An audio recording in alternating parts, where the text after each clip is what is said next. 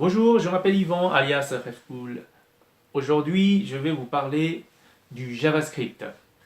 Alors, pourquoi je dois vous parler du JavaScript en fait quelle est la différence entre JavaScript et le PHP? En fait, le PHP est un langage côté serveur. Ça veut dire que il est impossible de voir son code source quand vous êtes un navigateur un internaute. Quand vous êtes un internaute, vous ne pouvez pas voir son code. Le JavaScript, c'est un langage aussi, mais qui est côté client, c'est-à-dire qui est sur le navigateur. Et le code JavaScript, vous pouvez le voir. Il suffit de voir le source. Je vous montrerai comment. Euh, le JavaScript, pourquoi il existe? Pourquoi est-ce que PHP ne suffit pas? En fait, PHP, comme c'est un langage côté serveur, il ne peut pas rendre votre page dynamique. Alors ça me fait un peu rire quand on dit PHP vous permet de faire des sites web dynamiques. En fait, c'est pas vraiment ça. Ce qui permet d'être dynamique, c'est le JavaScript. Euh, Peut-être c'est par rapport aux pages HTML statiques, mais ça, il y a 15 ans que ça n'existe plus comme ça. Le JavaScript, en fait, il a été inventé en 96 par la société Netscape. En fait, le but c'était de rendre les pages interactives. Le JavaScript peut, par exemple, quand vous cliquez sur un bouton, le rendre d'une autre couleur, même si vous ne l'avez pas défini en CSS, ou alors vous avez un champ, vous pouvez choisir la couleur que vous voulez pour un bloc HTML vous-même, qui n'était pas prévu au départ, ça vous permet de le faire. En fait, c'est comme si votre navigateur était votre ordinateur et vous avez une application Windows à l'intérieur. Voilà. En fait, le JavaScript, c'est le système, enfin le langage de programmation du système d'exploitation de votre navigateur. Je ne sais pas si vous arrivez à me suivre. Et très plus important, le JavaScript, c'est ce qui vous permet aussi de faire de l'Ajax. L'Ajax, c'est quoi? Alors, l'Ajax, en fait, ça vous permet de rafraîchir, de changer les données de votre page web sans que vous ayez à recharger votre page web. Oui, les pages web sont des pages statiques. Voilà. Et une fois que la page est finie de charger, vous ne pourrez plus rien modifier sur cette page. Ce qui n'est pas le cas de l'Ajax. L'Ajax vous permet de modifier des bouts, des zones de votre page. Un cas très flagrant, c'est que quand vous allez sur Google, quand vous tapez le moteur de recherche, quand vous commencez à taper quelques lettres, eh bien vous avez des suggestions qui se déroulent. Et ça, c'est fait en Ajax. Bonjour à tous, dans cette vidéo, je vais vous parler du JavaScript, parce que tout développeur web a besoin de connaître le JavaScript pour avoir des pages dynamiques. Aujourd'hui, en 2019, aucun site ne se fait sans JavaScript actuellement, même si vous avez sauf si vous avez une page vitrine HTML statique. Alors le JavaScript a été inventé il y a plus de 20 ans et à l'époque c'était pour rendre les pages un peu plus interactives parce qu'au début du web, il y a 30 ans déjà, inventé par Tim Berners-Lee, c'était essentiellement des documents statiques qui reflétaient un petit peu un livre mais avec des liens cliquables. Donc le JavaScript a été inventé pour rendre les pages web dynamiques. Alors les pages web en fait sont rendues par un navigateur. Ça veut dire que c'est sur votre poste. Et un navigateur, on appelle ça le côté client, par opposition au serveur web qui lui contient toutes les données et fait le rendu des pages. La particularité du JavaScript donc est qu'il s'exécute uniquement dans votre navigateur. Il n'a pas besoin de ressources sur le serveur pour s'exécuter. Donc ça veut dire qu'aussi que le code JavaScript d'une page est visible. Il est sur le navigateur, vous pouvez l'explorer. À quoi peut servir le JavaScript? Aujourd'hui, avec des sites web qui contiennent beaucoup d'interactions, ne serait-ce que par exemple quand vous cliquez sur une image et qu'il y a une pop-up qui s'ouvre, là ça se fait avec du CSS et aussi du JavaScript lorsque vous avez des interactions. Le JavaScript est utilisé par exemple quand vous remplissez un formulaire et qu'il vous dit que votre texte est trop court, ou quand votre mot de passe ne contient pas tous les caractères, qui est trop simple, ou voilà. Donc ça se fait avec du JavaScript. Ça peut être aussi un jeu vidéo que vous jouez sur votre ordinateur. Ça c'est fait entièrement en JavaScript. Aujourd'hui, le JavaScript, il permet de faire tourner des logiciels dans le cloud. On appelle ça le SaaS, S-A-A-S. Eh bien, vous avez une application qui est comme une véritable application de bureau. Par exemple, Word, vous pouvez l'exécuter aussi dans un navigateur. Par exemple, sur Google Doc ou Google Sheet, vous avez un éditeur de texte ou un tableur. Et tout ça se fait avec du JavaScript. Donc on a compris, le JavaScript, ça sert à faire des logiciels qui vont tourner dans votre navigateur. Il y a plusieurs degrés de complexité. L'usage le plus fréquent, c'est de faire des contrôles, des petites animations, faire un carrousel, voilà, contrôler ce que vous entrez, ou alors de faire des pages qui se chargent en Ajax, c'est-à-dire la page, une fois qu'elle est chargée, elle ne va plus se rafraîchir et vos interactions sur la page vont se traduire par des modifications partielles. Ça peut être un quart de page ou un élément un état qui va changer via un appel vers le serveur. Donc en fait, la page ne se charge pas, mais elle peut rafraîchir ses données. Voilà, c'est ce qu'on appelle de l'Ajax. Donc ensuite, un degré beaucoup plus évolué, c'est par exemple de faire des applications qui tournent sur votre navigateur. Aujourd'hui, on entend parler beaucoup de Angular, de React ou de Vue.js. Ce sont des frameworks qui permettent de développer des applications de type formulaire ou de calcul, et donc qui peut être, grâce à ces frameworks, on développe assez rapidement et de grosses applications. Et le degré le plus évolué, ce sont vraiment des applications custom. Ça peut être par exemple Google Docs ou Google Sheet. Là, c'est clairement pas fait avec du React ou du Vue.js, quoique on peut le faire, mais là, à ce niveau de technicité, on programme directement en JavaScript.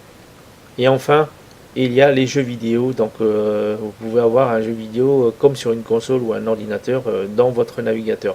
Aujourd'hui, le JavaScript est tellement performant par rapport à il y a 20 ans que on peut faire des jeux en 3D, FPS directement dans votre navigateur.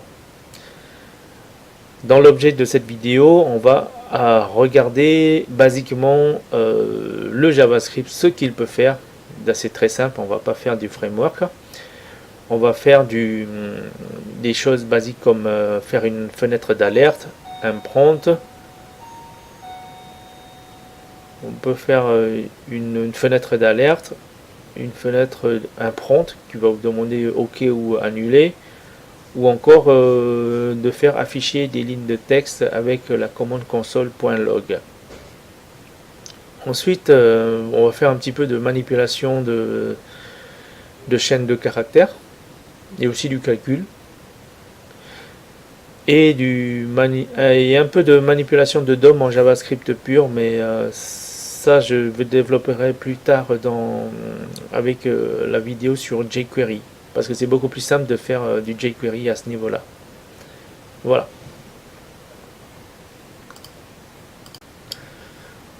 Ok, maintenant que j'ai fait un petit fichier HTML, je vais mettre du JavaScript, parce que le JavaScript se mélange avec le fichier HTML. Je vais le mettre à la fin, et le script JavaScript doit être dans le tag script. Voilà, Et là, je vais faire quelque chose comme le basique de chez Basique, c'est alerte. Bonjour. J'enregistre et à ma page de droite, j'ai déjà préchargé. Hop, voilà, donc là, c'est une fenêtre alerte. Et il y a le texte à l'intérieur qui est bonjour. Ok. Voilà, ensuite, je vais faire le prompt. Enregistre et je recharge. Bonjour. Donc le prompt, en fait, c'est une boîte de dialogue très primitive de JavaScript. Entre nous, aujourd'hui, personne ne l'utilise. Hein. Donc, en fait, le but, c'est de d'écrire quelque chose. Hello, après on annule ou on OK. Donc si on fait OK, ça soumet, ça va être processé côté, par le JavaScript. OK. Donc pour l'instant, il ne se passe rien, mais je peux faire en sorte que le texte que je vais rentrer, je vais l'afficher.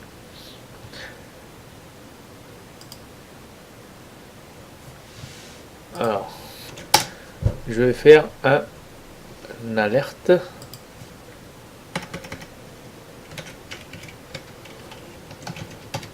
Alerte.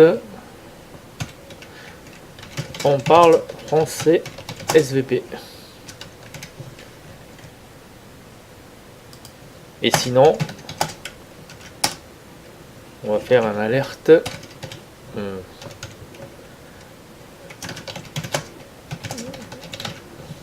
Voilà. Je recharge. Donc je fais hello. Je fais OK.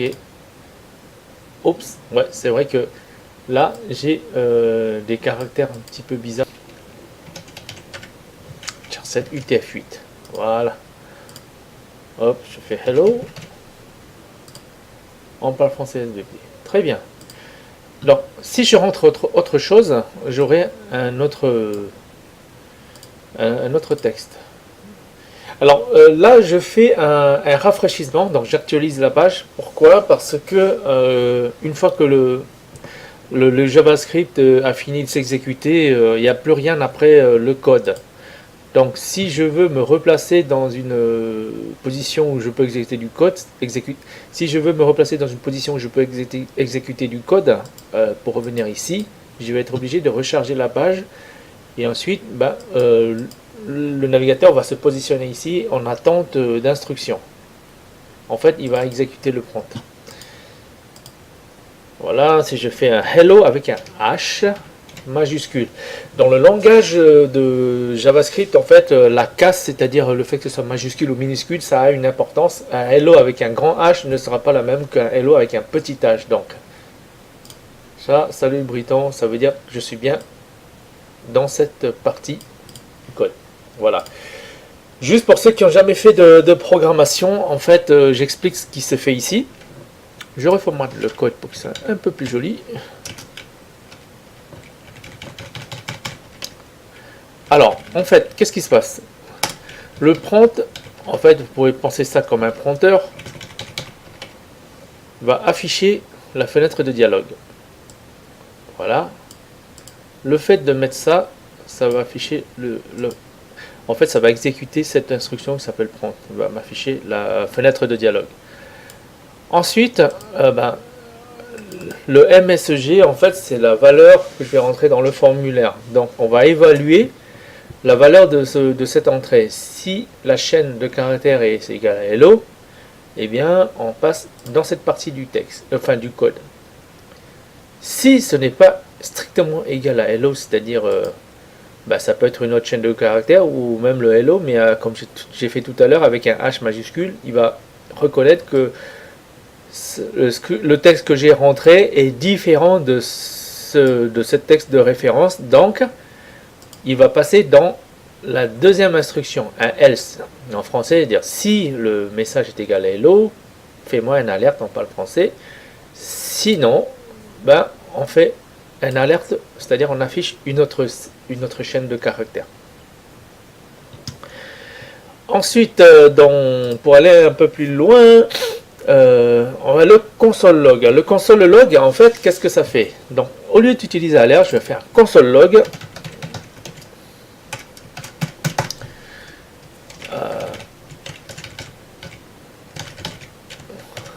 Le console log, comme son nom l'indique, va loguer, c'est-à-dire afficher un message dans la console. Qu'est-ce que c'est que la console?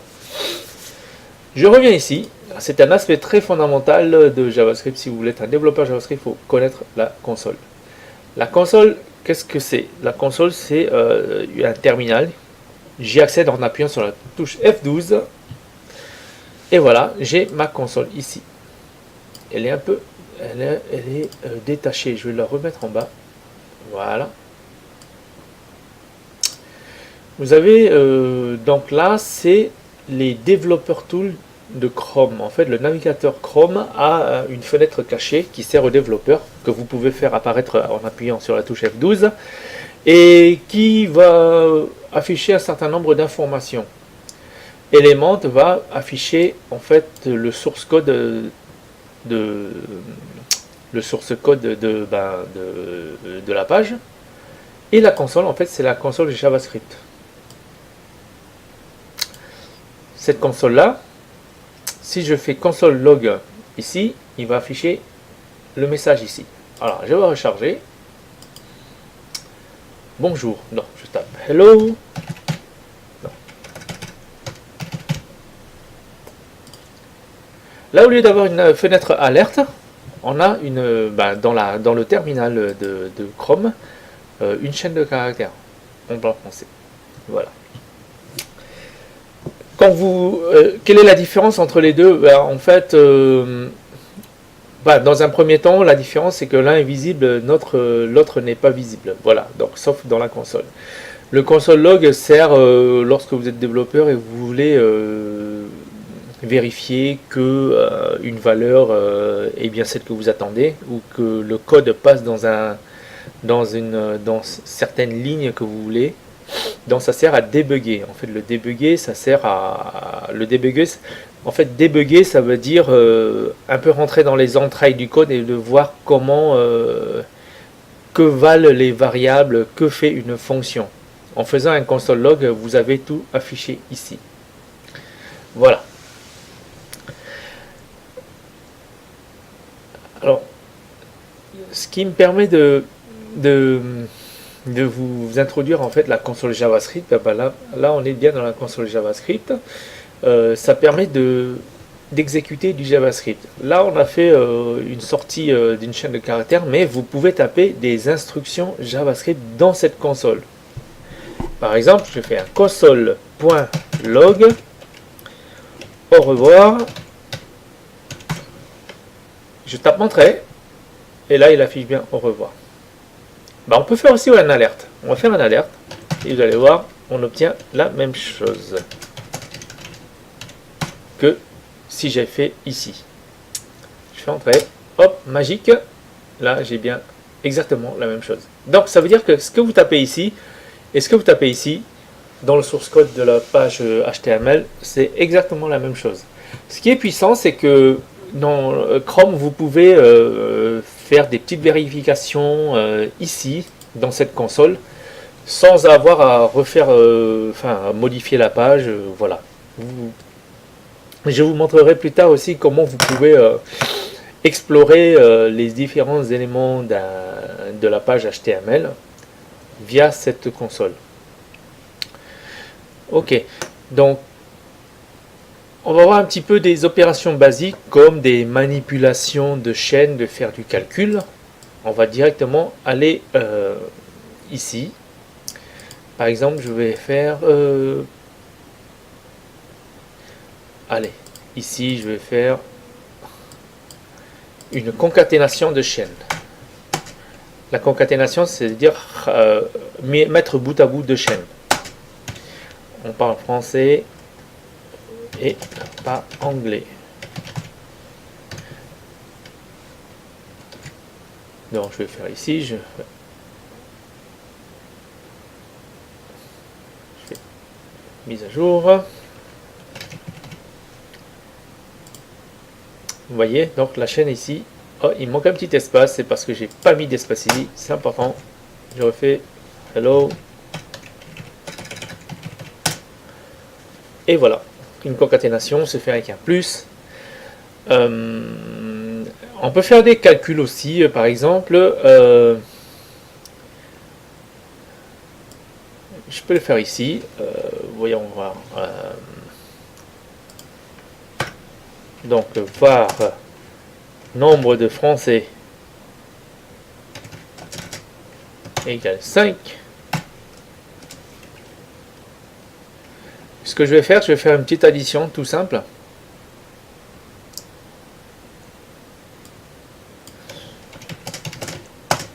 Il y a, on va concaténer la chaîne NBFR. Donc là, je vais concaténer avec un nombre. Je crois que je vais enlever ce hello parce que là, il me ralentit un peu. On parle français et il y a 5. 5 quoi? Bah, 5 anglais, on va dire. Donc, je vais enlever ce prompt qui me gêne. Et je vais exécuter carrément le JavaScript comme ça. On va aller beaucoup plus vite. Voilà, donc là je fais un concaténation. Ce qui veut. Donc moi je vous dis, je vais faire un calcul. Donc je vais faire une petite addition. Qu'est-ce qui va m'afficher? Voilà, 5 plus 6 égale 11. Voilà. Donc je peux faire du calcul informatique. Ça peut être addition, tout. Hein, ça peut être multiplication, division. En JavaScript, en fait, vous pouvez mélanger les chaînes de caractères et les nombres. Il sait s'en sortir. Voilà. Donc ce qui n'est pas le cas d'autres langages où il faut faire des conversions de nombres en chaînes et vice versa. Et ensuite, on va faire de la manipulation de DOM. Regardez, la manipulation de DOM, ça veut dire quoi? Alors, qu'est-ce que c'est que le DOM? Alors, je peux tout de suite le dire que le DOM, c'est Document Object Model. En gros, c'est ce qu'il y a en mémoire dans la page web. En fait, vous avez vu déjà ici qu'il y a une espèce d'architecture avec des branches. Par exemple, si je décompose la page HTML en éléments, par exemple là, j'ai un HTML qui englobe le head et le body. On peut dire que HTML c'est le tronc et après le head c'est une première branche, le body c'est une deuxième branche. En fait, quand on parle de branche, on parle d'arbre. Et le Document Object Model, en fait, c'est une espèce d'arbre qui organise le document. Il y a un tronc commun et ensuite ça se ramifie en branches de plus en plus fines et on tombe sur des feuilles à la fin. Voilà. Donc qu'est-ce que la manipulation de DOM? La manipulation de DOM, en fait, c'est tout simplement la modification d'un élément de cet arbre. Ça peut être une branche, ça peut être une feuille. Voilà. Et qu'est-ce qu'on peut faire comme manipulation? Bon, on peut l'effacer en une branche, la détruire. On peut rajouter une branche à partir de rien du tout. Et on peut modifier la branche. Par exemple, là, on a une branche head et à l'intérieur, on a un title. En fait, un title, c'est une branche de second niveau. Et là, j'ai marqué JavaScript. Qu'est-ce que c'est que ça? Donc, c'est une chaîne de caractères qui est dans title. En fait, ce que je vais faire, c'est que je vais modifier ce texte-là que vous voyez ici, l'onglet. En fait, l'onglet par défaut, en fait, il affiche le title de la page. Je vais modifier et mettre un autre texte. Alors, comment on fait? C'est un petit peu compliqué. Je vais faire document title tout simplement égale mon nouveau titre.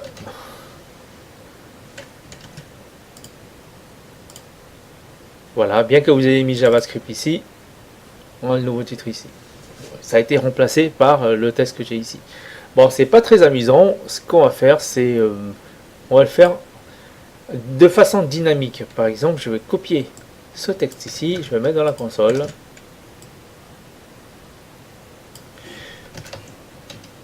est-ce que je peux faire une date?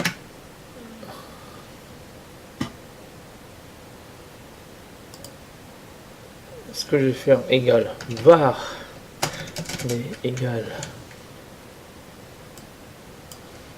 new date?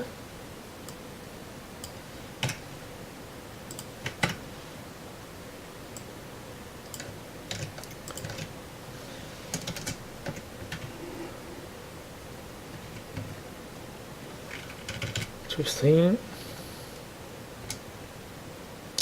Voilà, donc ce que j'ai fait, c'est que j'ai remplacé par la date, enfin le titre, j'ai remplacé le titre par la date d'aujourd'hui. Voilà, donc en gros, une très courte introduction à JavaScript, pourquoi il existe, ce que vous pouvez faire. Là, j'ai même pas gratté la surface parce que JavaScript c'est vraiment très puissant et très riche. Donc, je vais juste dire un mot. Si vous voulez apprendre le JavaScript, moi j'identifie 4 étapes en fait pour la maîtrise du JavaScript. La première étant quand vous découvrez le JavaScript pour la première fois, il est utile de faire comme ce que je viens de faire, c'est de jouer avec directement avec du JavaScript pur, sans framework. Et ensuite, une fois que vous avez fait quelques petites choses, c'est très rapide, c'est-à-dire vous avez découvert les boucles for, les if, then else. Et bien, pour être productif, pour faire vraiment quelque chose, pour faire vraiment un travail professionnel, vous allez attaquer jQuery. Alors jQuery en fait c'est un framework qui, on appelle ça un wrapper, une enveloppe, c'est-à-dire que c'est une librairie qui est écrite en JavaScript et qui va recouvrir, qui va surcharger des fonctions de JavaScript, mais il va vous les faire de façon plus simple. Il fut une époque où selon le navigateur, il pouvait avoir des différences en JavaScript. Par exemple, sur Internet Explorer et Chrome ou Firefox, il peut avoir des petites subtilités dans le JavaScript qui fait que c'est un script qui marche sur Firefox pouvait ne pas marcher sur Internet Explorer et vice versa. Donc l'apport de jQuery a été de faire abstraction des navigateurs, ça veut dire qu'il lui il le gère de base, toutes ces subtilités, toutes ces différences entre différentes versions de navigateurs, et vous, quand vous allez programmer en jQuery, vous n'avez qu'une seule syntaxe, donc ce qui est quand même une avancée extraordinaire, c'est une avancée extraordinaire, vous avez, vous codez l'esprit tranquille. Un jQuery en fait, donc comme je dis, c'est une librairie enveloppe qui va surcharger des fonctions de JavaScript, mais qui va vous les faire dans une syntaxe qui est beaucoup plus concise, donc plus facile à se rappeler, et puis dans un langage un peu, assez friendly, vous pouvez faire pas mal de choses assez facilement. Ça, on va le voir dans une autre vidéo, où on va faire surtout de la manipulation du DOM et de l'Ajax, puisque c'est dans une application grandeur nature, en réalité c'est ce que vous avez à faire la plupart du temps.